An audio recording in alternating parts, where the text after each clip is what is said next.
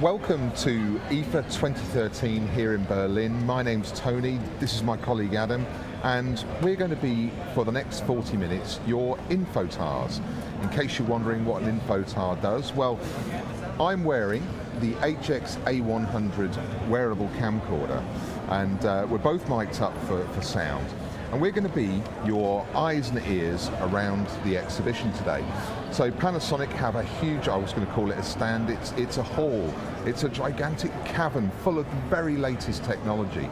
And we can take you anywhere you want to go. Now, in order to direct us, what you need to do, in the box, just down there, is a place that says, My Mission. Now, you can choose a mission for us, which we will endeavour to complete the very best way we can. So, without any further ado, if you do enter a mission, you actually stand to win one of these. So we've got a competition to win the HX-A100, so please just enter your mission and you stand a chance of winning one of these fantastic wearable cameras. So Adam's got some missions for me that you've already sent in, so let's have a walk around and see what we can find. Okay then, Tony, the first mission that we got in is from William W. My mission is to store family experiences today for my great-grandchildren to view in the future. William W., obviously William Wales, just having become a father, is thinking further ahead and thinking, how do I save lots of media? Well, we talk a lot about cloud-based technology, and we talk about saving digital images to the cloud. It's not the same as it used to be, perhaps in the older days, when you would take negatives of photographs and then the negatives would be stored on the, I'm trying to find a tablet that works. Negatives would be stored in a shoebox and they degrade over time. So that's not the one I want either. But Adam, find me a working tablet. Here we go, my friends. We've got one just down here by the looks of it. Just one just down here. Okay, so with this tablet, we've played back some videos. And we can use the tablet to control the camera, or we can use it to play back footage. So I'm going to take some footage here. Now, I don't know whether you're talking about stills or video, William, but if we just take one of these videos that we've recorded here, you'll see now that we can store this in a number of ways. We can take it to YouTube, we can take it to Picasa, we can take it to Gmail. We could even save it directly onto the tablet. But uploading something to Picasa, for instance, would give us that option to save that in a cloud-based system. Now, you can make copies of that. You can basically just leave a password for your descendants, and they can access all of this great content that you created for them. So there are many ways to do it. If you prefer an optical type drive device, then one of our Blu-ray recorders is a great way of storing stuff onto a Blu-ray disc, and you know, they've got coatings on them that mean they're good for about 50 years. Okay, so Thierry M, see the GX7 camera. I believe they'd like to see the brand new GX7. So my mission is to see the brand new GX7 camera.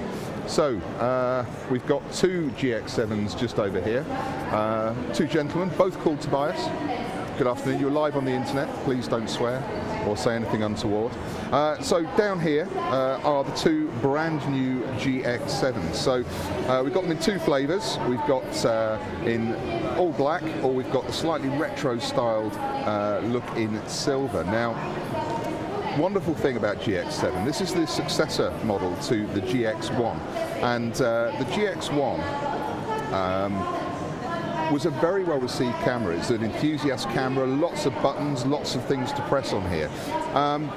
What you'll notice about this model straight away is it's got GX7, and we've skipped 5 numbers. Well, how did that happen? This is such an advanced camera that we felt that calling it a GX2 just really wouldn't be doing it justice. So we've taken the unusual maneuver of moving to something a lot further up the numerical scale. And a couple of differences that you'll see straight away. Number one, tiltable electronic viewfinder. So that's built in, it's not an optional accessory. That just sits on top of the camera, protrudes about 4 or 5 mil, still meaning the camera is pocketable. And that viewfinder has a 2.7 million dot resolution. And in some of the reviews that we've had already, people are already comparing it to using an optical viewfinder, so there's very little difference. But you get the added benefit of getting 100% of the information that the sensor's seeing, but all inside the viewfinder, as well as things like histograms. All of your settings are all in there as well. So that's a really great alternative to an optical viewfinder, which is going to give you all sorts of things like parallax problem, as well as not giving you that 100% field of view. So that's worth bearing in mind. We've also got a tiltable screen on the back here, so if we're shooting down low, we can still see exactly what's going on, or perhaps we're shooting up high and we can still see exactly what's going on. So that tilts to about 45 degrees at the back there and 90 degrees from down below. All the great features that you've come to expect from Lumix G cameras are available here as well. So things like touch focusing. At the moment we're touch metering as well. So obviously someone's played around with the settings. Good decision actually, I find. It's very rare that I want to meter anywhere other than where I'm focusing. And you can make that bigger or smaller depending on what you want to do. There's also ways of changing that to things like face detection. So if I switch it to face detection, it's picked up Adam beautifully there and switched across. So when we take the picture, and anytime you take a picture in portrait, the face is always going to be the thing that you're looking at. One of the other things that I really like in terms of focusing is the pinpoint, or as the Germans say, the punkt setting. Once I've set to punkt, this will give me a close-up. So for things like portraits where you want to get in on somebody's eye and make sure the eye is really crisp. Adam, just come forward for me a little second. I can't move the camera because it's on a wire, but there we go. We can just get a nice portrait shot of Adam there, and we've just made sure that his eye is the thing that's consistently in focus. Another great thing with this is shutter speeds. Now, we've got the traditional dial there on top of the camera. We can switch that round to the S position, which means that you're controlling shutter speed and the camera's controlling everything else. We can now move the shutter, and you can see that goes up to an 8,000th of a second. It's so fast. If you want to capture fast-moving action and really freeze that action, even with a wide open aperture, you can do that using the 8,000th of a second. Now, another development for the GX7 Panasonic is InBody Stabilisation. So you can see just in front of me an example of this. Now, it doesn't mean that all of your optically stabilised lenses are no longer any good. If you've got optically stabilised Panasonic lenses, and most of them are, then that takes over. The InBody Stabilisation only kicks in when you're using a lens that isn't optically stabilised. So what this actually means is that, as well as lenses from other manufacturers in the micro four thirds format, any legacy lenses that you've got that you've had to use perhaps a mount to attach to your GX7 will be stabilised as well. So a really interesting development there from the team at the Lumix factory. We've also got an exploded view here, and you can just about make out the new sensor there on the GX7, and that's a brand new 16 megapixel live MOS sensor. And what that's able to do is it collects well, it basically means a 25% reduction in noise.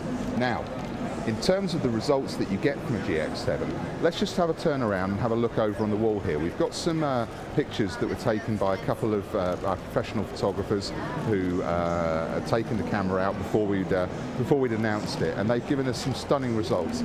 This one here is Bernie Duchant, and we've got a short film on the Panasonic website about the day in the life of a geisha, and Bernie's taken some stunning images here, which we're showing on the brand new WT600 4K television.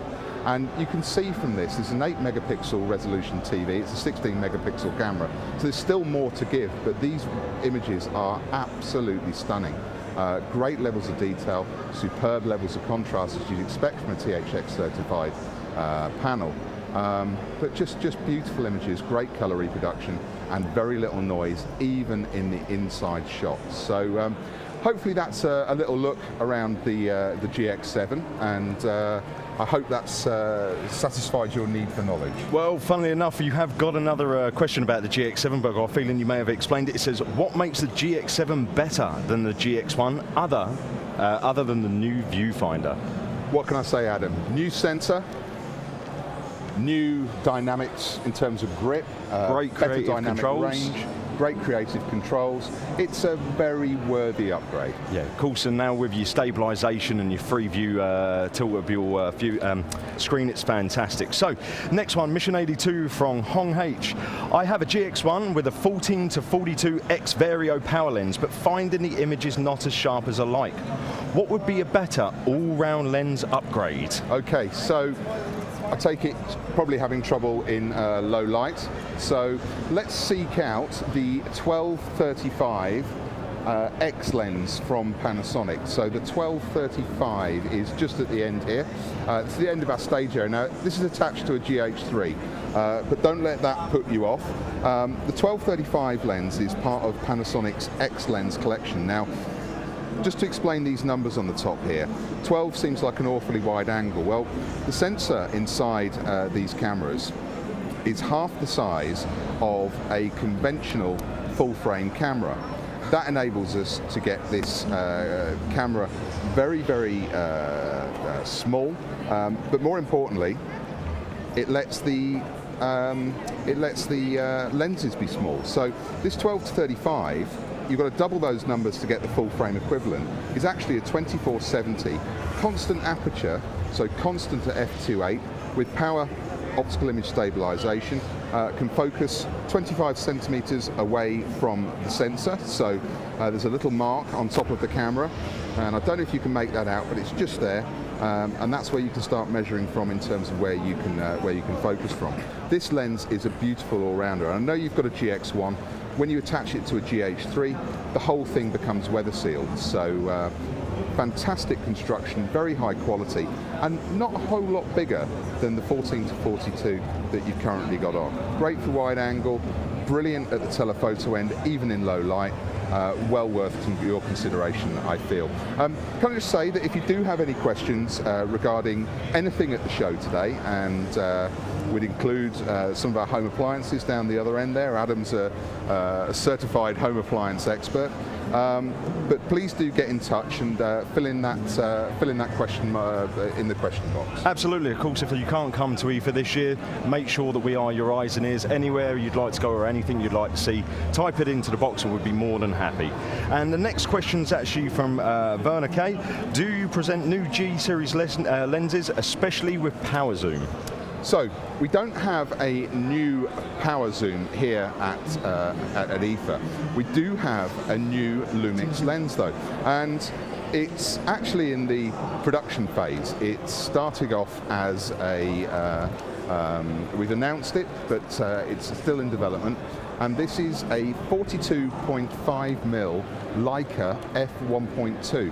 That means that you're going to have superb light gathering capability at an 85mm on a full frame camera focal length. So here it is, the Leica DG Noctitron, and I wouldn't try fitting that to a camera because I imagine it's probably made out of wood as it's still under development. But that's something to watch out for. In terms of power zooms, we've got the 14 to 42 that we've had here before. I'm just going to try and seek Actually, out I think we've got the lens cabinet just over here if you want to lens use that, cabinet just over here. So just to your right. 14 to 42 power zoom at the back of the lens cabinet there. We've also got the 45-175. So those are the two with the power zooms, but the new lens is coming. Okay, Albert S, can you show me the newest type of camcorders? The newest type of camcorders, well I guess the newest type of camcorders is the one I'm wearing. Absolutely.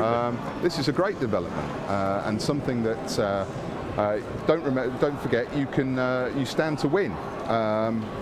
So this is the HX A100. Now I'm wearing a slightly modified version for broadcast, but this records onto micro SD, and the first thing you'll notice about it is there's no screen.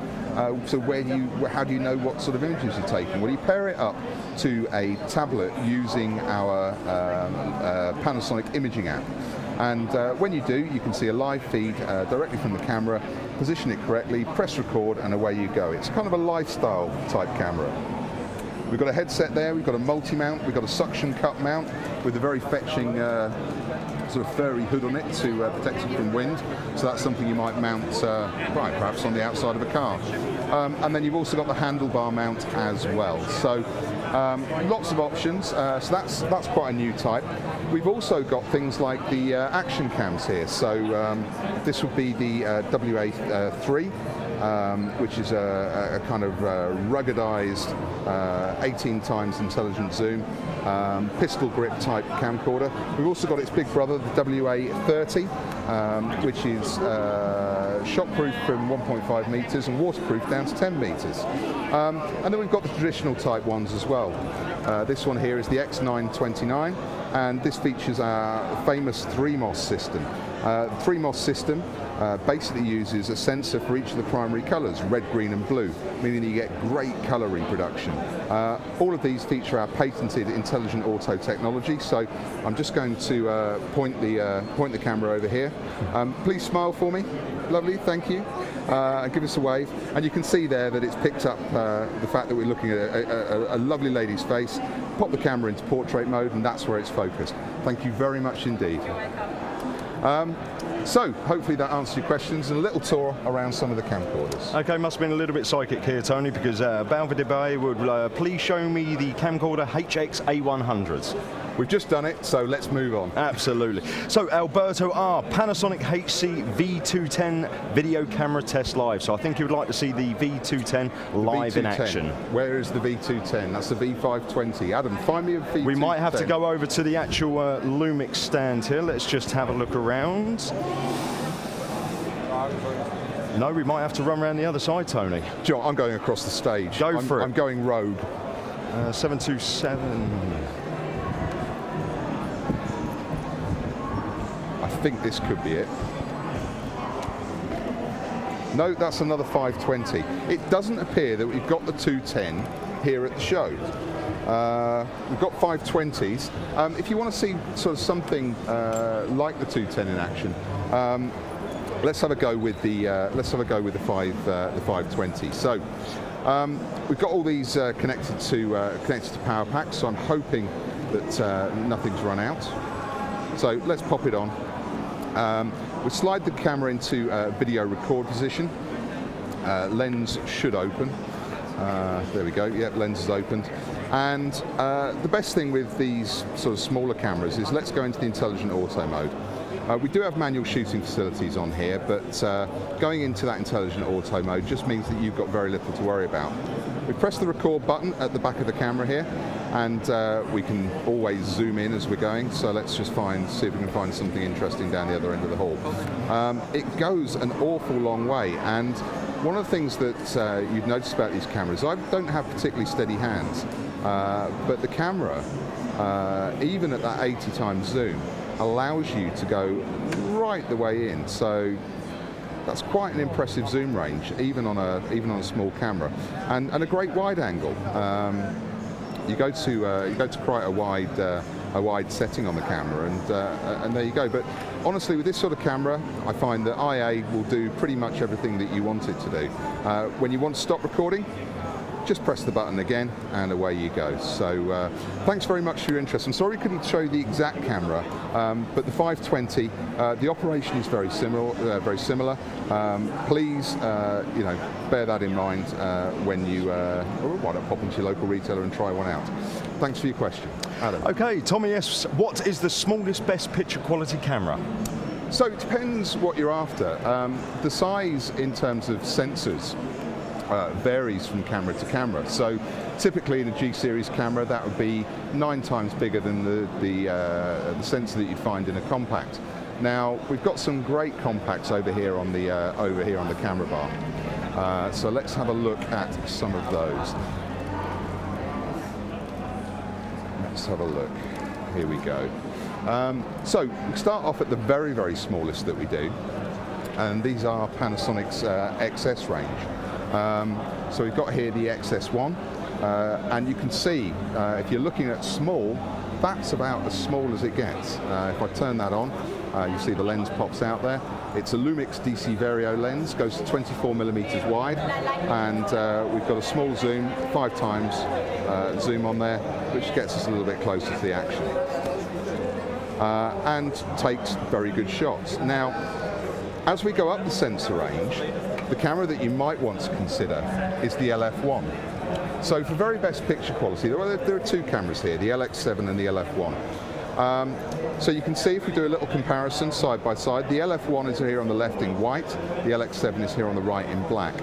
There's a slight difference in terms of size, and that comes down to optics. The LF1 has a Vario Summicron in it, it's a Leica lens, and that goes to an f-stop of 2, whereas the Summilux in the LX7 goes to 1.4. So this one on the right here has a much wider aperture, but is in a slightly larger form. The LF1 features the same size sensor, but the one thing you'll notice about this, it's got a viewfinder. So you can switch between the viewfinder and the screen on the back, and it will take fantastic pictures. You're starting at a very wide angle. You can get actually a 7 times zoom on this camera, and that's controlled with this rocker switch here at the top. But you can get very close, 7.1 times, sorry, I was selling it short. You can get very close to what you're looking to take the picture of. Couple that with the Leica technology, couple that with the viewfinder, I think this is going to be a great all-rounder and slips very easily into the pocket. Can't put this one in my pocket because it's attached to a wire. There we go. Adam, hopefully that answers the question. Absolutely. So we've just got one from Glynis B. Is there a photo app available? Is there a photo app available? Of course there is. It's called the Panasonic Imaging App, and it's not just for photographs, it's also for video. So the photo app will allow you to control a camera remotely. So put your camera on a tripod, maybe you've got it next to a bird feeder in the garden, and you want to control it from inside where you're having a cup of tea. So here's my beautiful subject. Let's just take a picture straight away there, look. So let's just see a few of the things that we can do. We can zoom in. So Adam, just come to your right a little bit. There we go, good man. Right, so now what you see there is he's out of focus. So I'm going to use the touch screen to actually highlight Adam's face. Then I'm going to take the picture. So I touch this icon just here. And that will now take a picture, not one of his best, I have to say. No, never is, Tony. Not very photogenic, sadly. Caught him at a bad moment. But we can move that focusing point around. We can even, by activating this icon here, if Adam's he's being a bit fidgety now, but if I press the button, it will actually focus and take the shot at the same time. Now what happens once I've taken that shot? So I go to playback, and on the playback here I can find the photograph that I've taken of Adam, which should probably be the last one to appear. And like I say, it's not one of my best works, but I am going to save it.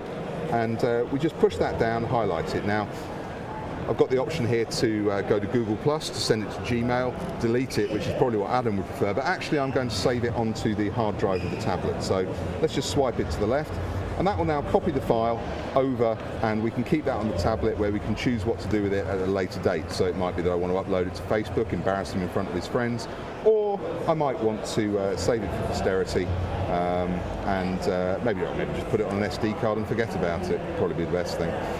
So that's the app. I mean, it really is, for a free application, very comprehensive, and just works beautifully.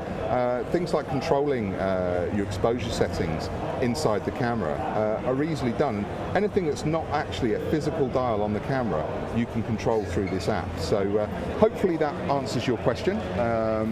We think that's a great way and a fun way of taking pictures. Of course, works great with any iOS and Android device. And don't forget, guys, if you are wanting to ask any questions, feel free to type away in the box below, and we'll be able to take you anywhere you like. So, Jonathan W., I'm interested in the latest range of bridge cameras, particularly the FZ72. Okay, we have the FZ72 here at the show, and the FZ72 is quite a special camera. It starts off at a 20mm wide angle, but that's not the end of the story. It actually goes to 1200mm at the long end. So here's our camera, and I want to see what's going on in that little booth over the other side of the exhibition hall. So let's just see how far we can get. Those of you who are good at maths will already have worked it out, but whoa, let's just fire it over there. 20 into 1200 goes a whopping 60 times, and there we are. And beautiful, crisp, clear photography at 1200 mil. You could use this to photograph craters on the moon. It really is absolutely stunning. So in terms of being able to take great shots, candid shots of wildlife without disturbing the wildlife, it really works beautifully. You've also got the viewfinder on here. At the top, if you're interested in taking video, this rather futuristic looking panel here on the top is actually a wind cut microphone. So if the wind starts blowing across your camera, it can create that rather terrible kind of sounding blowing noise, and this will do its very best to shield that from you. One touch video button on there as well, and you just press that button to start taking video, press the same button to stop. You've still got all of the great intelligent auto features that you have with a regular compact, but the idea of a bridge, I guess, is to bridge the gap between perhaps the compact that you've grown out of and the interchangeable lens camera that perhaps you're a little bit scared of, I guess, but all in one package. So one lens kind of does everything. So if we find, let's find a person out here that we can take a picture of. I'm always keen to choose our demonstrators, but it will go automatically into portrait mode once it detects a face. So there we go, detected the face, gone into portrait mode. But at the same time, I can put my hand up in front of the screen, do a little half press of the shutter button, and I go automatically into macro mode. So the camera's doing a lot of the work for me. You don't have to be a professional to use this type of camera. 16 megapixel resolution, so great quality stills. If you want something slightly more quality but with less zoom, have a look at the FZ200. Right, okie dokie. Jane K says, could you please show me something new in LED lighting for home use? LED lighting for home use. I was on the Twitter feed earlier and people were asking me about LED lighting. LED lighting can save you up to 89% of your energy bill against standard halogen and incandescent lighting. It will also last 25 times longer than a standard bulb that you'd use. So we can have a look here at the energy display. So this is a 20 watt Panasonic LED, currently pulling 4.4 watts. Turn it off and nothing. Put it back on and that number should just about rise again. There we go.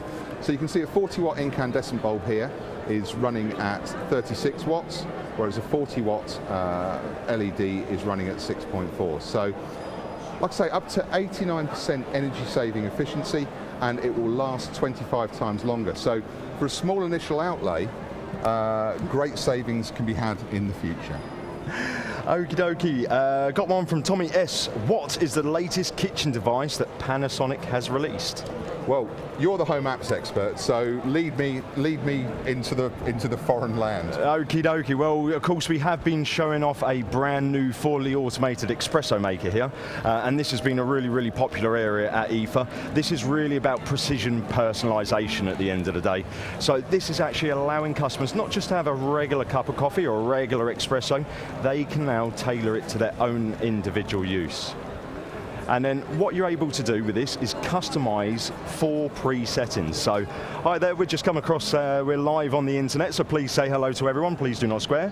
But the great thing is this is all a beautiful compact device with an easy to use color touchscreen. There's only one manual button on here, but otherwise everything else is used off of the beautiful new color touchscreen. You can have yourself an espresso made, you can have yourself a macchiato made, you can even be able to do all your frothy milk from this with the optional accessory.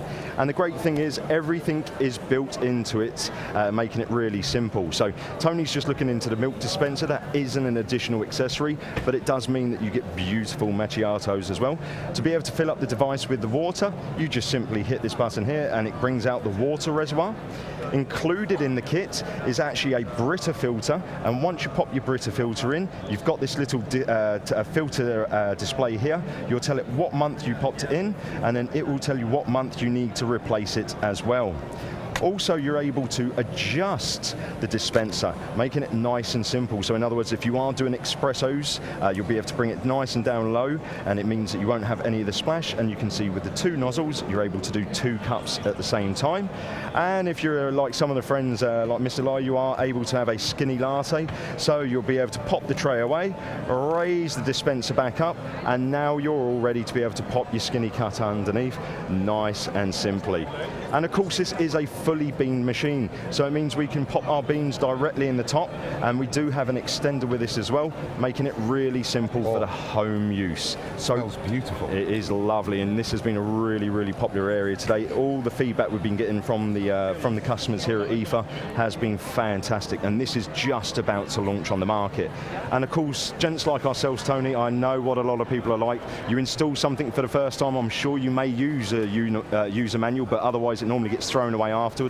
Panasonic have thought about this and actually added a quick reference guide into the back of the machine, making sure that you've got everything at the end of your fingertips. So really nice and simple. Okie dokie, right, we've got one from Felicity P. What is the best camera for a film student? Best camera for a film student? Well, Felicity, I've been going on for 2 days now about the merits of the GH3.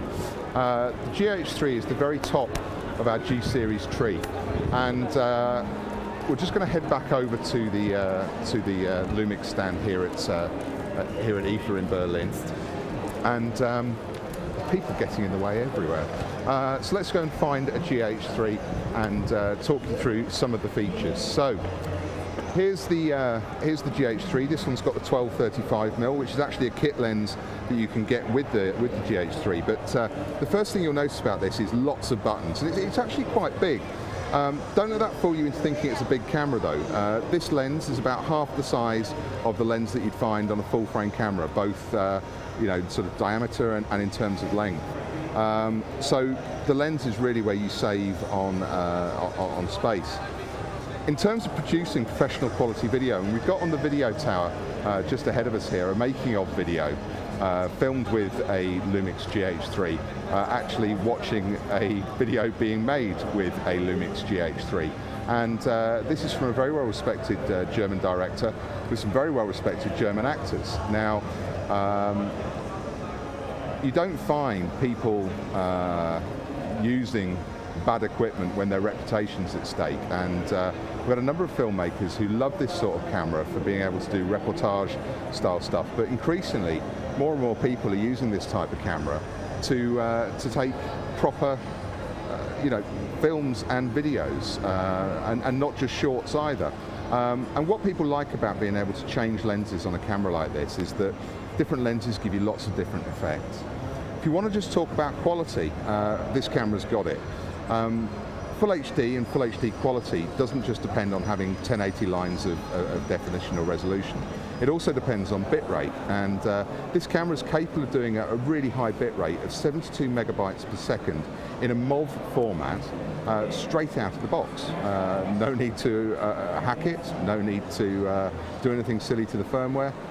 This camera is capable of broadcast quality, high definition, straight out of the box. So Felicity, if you are looking for a camera to get you through the rest of film college, and perhaps one to take you a little bit further than that, then this camera's the one for you.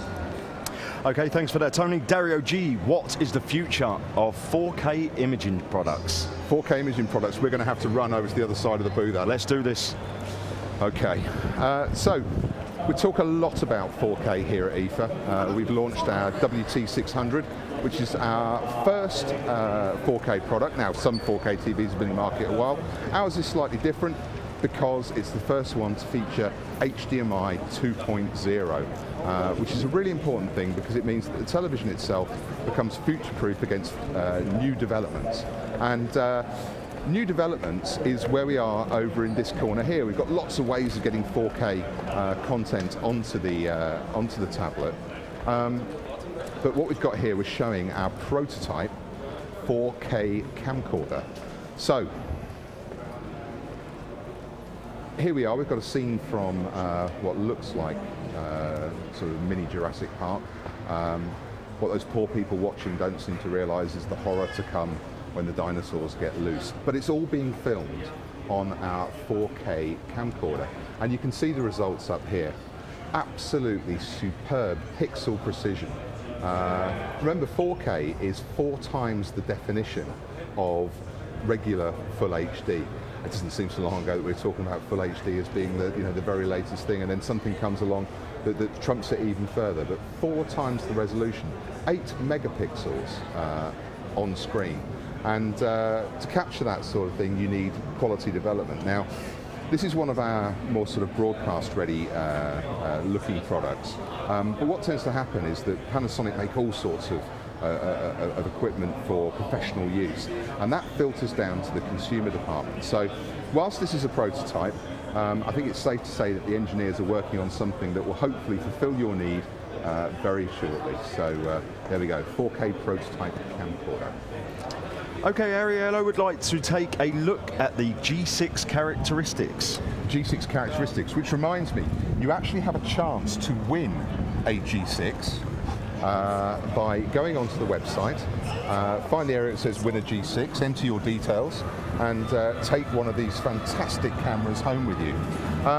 Just walking past the monument where we've got a selection of, no, I'm not going to count them up, I'm going to run out of fingers and toes, a selection of 4K TVs. Hi there. Right, I've got a brilliant way of showing you the advantage of a G6, which is just up here, back in the camera section. I don't know when you send these questions in, whether you're thinking about my legs as I walk around the exhibition here, but I feel like I must have covered a mile. Okay, so here is the Lumix G6, and next to it is a competitor DSLR with the mirror box in there. So this is the size of the DSLR. Sir, would you be able to hold that up against this one here? So this is the G6, and you can see straight away that the G6 is a lot lighter, a lot smaller. Would you agree, sir? Smaller, lighter? Very much so. And the 2 lenses on there, the one on the competitor product is actually a 3x zoom, whereas the one on the G6 is a 14-140, which makes it a 10x zoom. And you can see the advantage straight away in terms of the amount of kit that you're carrying around there. Let's go and find one to use in the flesh, and I think we've got one just down here. So let's pop the display round. And it works very similarly to other G-series cameras. So let's just pop it into aperture priority. Someone's changed all the settings in here, and it's in German, so I could be in trouble on a number of bases. But G6 features and where we've seen before GX7 with just a tilting screen, this has actually got a fold out, so we can shoot high to get above the crowds here at IFA. In Berlin, or we can get down low so we can see exactly what's going on at ground level.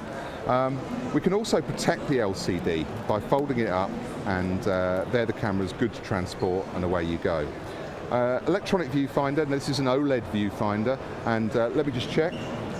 Yep, I looked through that and it's absolutely crystal clear. Again, you've got this auto switch function which allows you to flick between the LCD screen and the viewfinder almost at will. And the menu system, whilst I know this is going to be in German, is actually very intuitive. When you want to get through this, things like digital zooms, good to see that some things don't change, but when you want to activate that, just move across and either go to a 2x or a 4x. Of course, you're compromising your final picture quality there, but again, accessing all this is no problem. You've also got a number of customizable function buttons, so function 1, 2, 3, 4, 5 there, and you've also got a function 6 and 7 as part of the touchscreen. So let me just fire off a few shots. but incredibly intuitive and very, very easy to use. So we're nearly at the end of our session here today. I'm just going to pop round, give you one last look at the brand new GX7 with Tobias here. Absolutely beautiful, stunning form. We're looking to ship this in the next few weeks, so should be at a shop near you very, very shortly. And I hope you are going to be as impressed with it as I'm going to be with it. Right, let's just find where we're going. I just need to find a mirror so I can say goodbye to you all properly. So, thanks for joining us. Don't forget, you can ask us more questions over the internet. So that little box that's just there. More missions for me makes me a very happy boy, keeps me in a job, so please keep those missions coming in. Remember, you get a chance to win the head cam that I'm wearing, not the exact same one, and if it was, we'd have to give it a little clean. But a chance to win one of these HX8100 camcorders, and there's also a chance to win a Lumix G6 on the website. So keep the questions coming in overnight. We'll be back at 10 AM tomorrow with a session on vision. So please get your 4K questions into Michael and Neil. But for now, goodbye from IFA.